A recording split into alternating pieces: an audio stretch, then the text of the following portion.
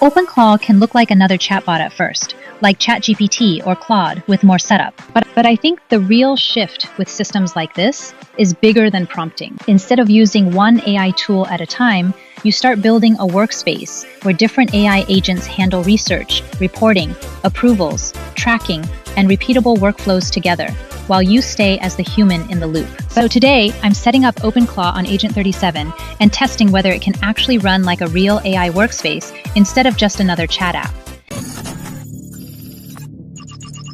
Now, before installing anything, the first decision is simple. Where should OpenClaw live? The first option is localhost, which means OpenClaw runs directly on your Mac or PC. This is the fastest setup because the agent is right there on your machine. It is great for testing, building, and experimenting with workflows. You also have full control over the files and environment. But there are two trade-offs. If your laptop sleeps or closes, the agent stops. And if you run heavier tasks, OpenClaw is sharing RAM, battery, and resources with your browser, screen recorder, and editing tools. The second option, and the one I'm using in this video, is Agent 37. Agent 37 gives OpenClaw a cloud instance. It keeps running when my laptop is closed, stays separate from my personal machine, and lets me test this setup without buying a dedicated Mac Mini. The trade-off is that it feels a little more like working on a remote machine. I need to use the terminal, copy API keys, manage files inside the workspace, and pay attention to where things are saved. For this video, that trade-off is worth it. I want to test the workflow first. If it becomes useful enough, then I can think about a dedicated local machine later. Now I'm inside Agent 37, and the first thing I need to do is create the actual agent environment. From the Agent 37 dashboard, I click Create Agent. Then I choose OpenClaw as the agent type. For this setup, I'm creating a new agent called AMIA. This is the cloud workspace where OpenClaw will live and run. After creating it, I wait until the agent status shows that it is running. Don't skip this part. If the agent is not actually running, the terminal, setup commands, and later workflow steps will not work properly. Once the Agent 37 instance is running, I open the terminal inside the workspace. This is where I start onboarding OpenClaw. The goal here is simple. Get the agent initialized, connect a model, and make sure it can respond before I build anything more advanced. When the onboarding starts, OpenClaw will ask me to choose the setup mode and model provider. For this video, I'm keeping the setup beginner-friendly, so I'll use the guided setup and connect the model through OpenRouter. For the full step-by-step setup, watch our previous OpenClaw workshop. In this video, I'll keep it quick and focus on the workflow. OpenRouter is useful because it gives me flexibility. I can start with one model now, then later switch providers or route different jobs to different models without rebuilding the whole system. To get the key, I go to OpenRouter, create or log into my account, open the keys page, create a new API key, and copy it. Once the model configuration succeeds, OpenClaw may ask about extra setup options, like additional skills, integrations, or optional tools. For the first setup, I'd only enable what I clearly need. Everything else can be skipped for now. This keeps the agent clean and easier to debug. Once the main workflow works, I can come back and add more skills or API keys later. Next, I'll set up Telegram as the first communication layer. In Telegram, search for botfather, then type new bot. Botfather will ask for a bot name and a username. After that, it gives you a bot token. Copy that token. Then go back to the OpenClaw and paste the token when it asks for the Telegram channel credentials. After the setup finishes, open the Telegram bot and send a quick hello to test it. If the bot replies, the communication layer is working. I'm starting with Telegram because it is simple. One bot, one chat, quick updates. Discord can come later when the workflow gets bigger. Now the agent can run and connect to a model, but it still needs context. So next, I edit the foundation markdown files. These are simple MD files, but they act like the agent's operating instructions. They tell OpenClaw who I am, what AI Fire is, what rules to follow, and where outputs should go. For my setup, I customize the main files around AI Fire. User.md explains how I work as a creator. Identity.md explains what AI Fire is and who the content is for. Soul.md defines the behavior I want from the main agent.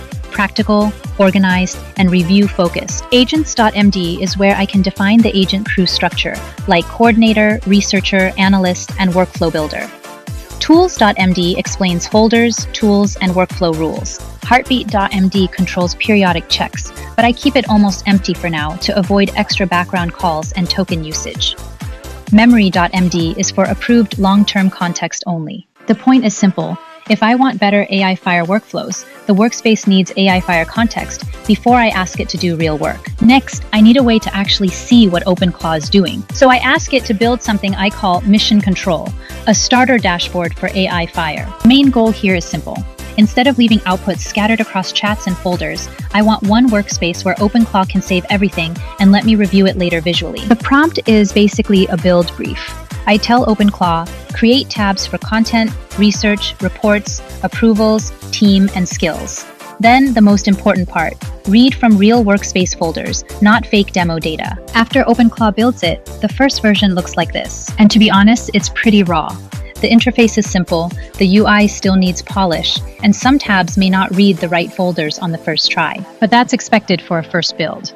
What I'm testing here is whether OpenClaw can turn its own workspace files into something I can review visually. This is the part that feels different from a normal chatbot. Instead of leaving the answer inside a chat box, OpenClaw saves the work into folders, and Mission Control gives me a dashboard to check it later. One thing I liked, OpenClaw did create the actual files, so the workflow itself was working. The rough part was Mission Control. At first, the dashboard didn't show everything correctly, so I had to give OpenClaw a follow-up prompt to fix the folder connection. I'll show that more clearly in the demo. For now, the main point is that Mission Control is a starter layer. It works, but it needs setup. If you want to use this seriously long-term, this is probably where you would spend more time. Cleaning up the UI, connecting every tab to the right folder, and making the dashboard match your real workflow. Now I'm going to set up the crew. In Mission Control, I already have the 4 roles I want to use: AmIOS, Scout, Analyst, and Forge. So now I tell OpenClaw to update agents.md so the actual agent instructions match those roles. You can type a prompt like this. After I send the setup prompt, OpenClaw updates agents.md with the 4 roles. Then I open the Team tab in Mission Control, and now I can see the crew staying active inside the workspace: AmIOS, Scout, Analyst, and Forge. This doesn't mean they are all constantly working in the background. It means the roles are registered, visible, and ready to show activity when the workflow runs. AmIOS is the coordinator. Scout handles research. Analyst turns research into briefs and reports. Forge helps with workspace updates. So for the demo, I'm not going to message each role one by one. I'll run one short workflow command, then check whether these roles create the right files, logs, and dashboard updates. Now I want to test the setup with something real. I don't want to use a random demo like plan a trip or write a poem. For AI Fire, a real workflow is taking a new AI tool topic and turning it into something I can actually make a content decision from. So the topic I'm testing is Higgs field Sol for viral video analysis. This is something I might actually make a video about. But before I spend hours scripting, recording, and editing, I need to know a few things. Is there a clear viewer pain point? Is there a useful demo? And is the topic strong enough for a full video? So instead of writing a huge prompt, I run one short workflow command. Now I'm checking the result inside Mission Control. First, I open Content. This is where the topic should enter my production pipeline. I can see the Higgs field brief here, with a status, source, owner, and file path. It is not perfect yet. Some items still show as working title, so the title parsing needs cleanup. But the important part is working. Mission Control is reading a real file from the workspace. Next, I open Research. This part looks cleaner. The Higgs field quick scan shows up with source notes and a short summary. I like this because research stays separate from the final brief, so the raw notes don't clutter the content decision. Then I check Reports. This is where the topic becomes easier to evaluate. The opportunity summary gives me possible angles and helps me decide if Higgs field should become a full video, a short post, a newsletter mention, or maybe something I skip. Next is Approvals. This is one of the strongest parts of the workflow. It creates a review task instead of pushing straight into a script or publishing step. That gives me a clear checkpoint before the system moves forward. I also check memory. Right now, there are no memory updates, and I'm fine with that. I don't want the system saving everything automatically. For real content work, memory should be curated. Finally, I open Skills. This shows the reusable workflow layer. I can see AI Fire Research Brief saved as a starter workflow, which means I can reuse the same process later with a new topic. So after checking all of these tabs, here's my honest takeaway. The workflow is useful, but the interface is still early. What works is the structure. One command created research, a brief, a report, an approval task, logs, and a reusable workflow. What needs work is the polish. The dashboard still needs better title parsing, cleaner UI, stronger folder sync, and filters so I can separate old test runs from the current one. But even in this rough version, it already feels different from a normal chatbot. ChatGPT or Claude can help me brainstorm. OpenClaw is more useful when I want a repeatable workspace trail.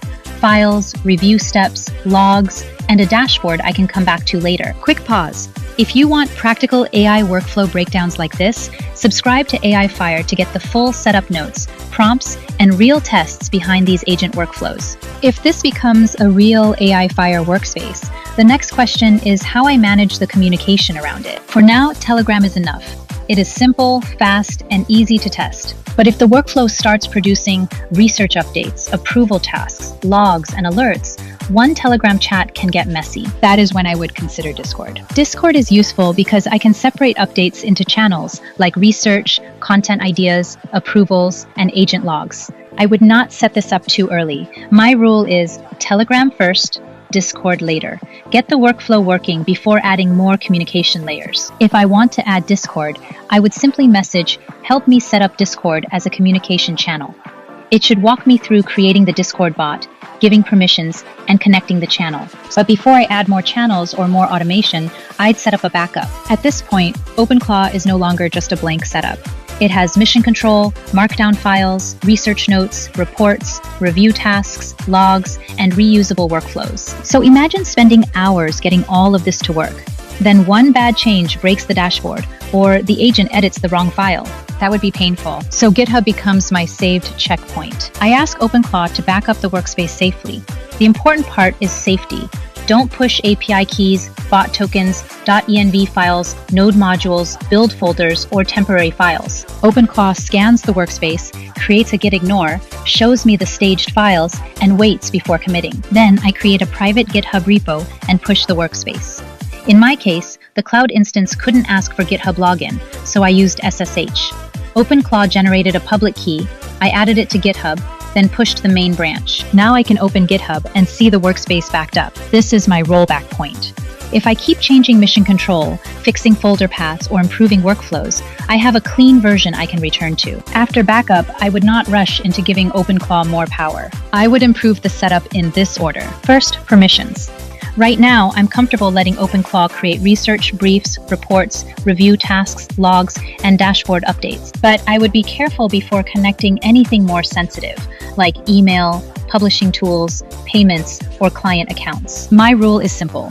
The agent can prepare the work, but anything important should stop at review first. The second thing is memory. I don't want OpenClaw turning every test, mistake, or temporary preference into long-term memory. For my setup, memory.md should only store context that I actually want the workspace to remember later. So the workflow should be suggest the memory, let me review it, then save it only if I approve. The third thing is debugging. OpenClaw is useful for running the workspace, but if mission control breaks, I'd rather use Claude Code for focused fixes. For example, Claude Code can help fix folder sync, API routes, dashboard components, or filters. That also helps with token usage, because I'm not forcing OpenClaw to debug everything through long trial and error loops. So if I keep using this long term, my order would be keep risky tools disconnected, use review checkpoints, clean up memory, then improve mission control with Claude Code. One more quick note before the final takeaway. We're also working on a separate Hermes versus OpenClaw video,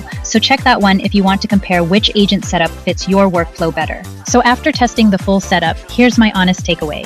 OpenClaw started to make sense when I stopped treating it like a chatbot and started treating it like a workspace. Want the exact prompts I used for OpenClaw, mission control, and the AI Fire research brief workflow?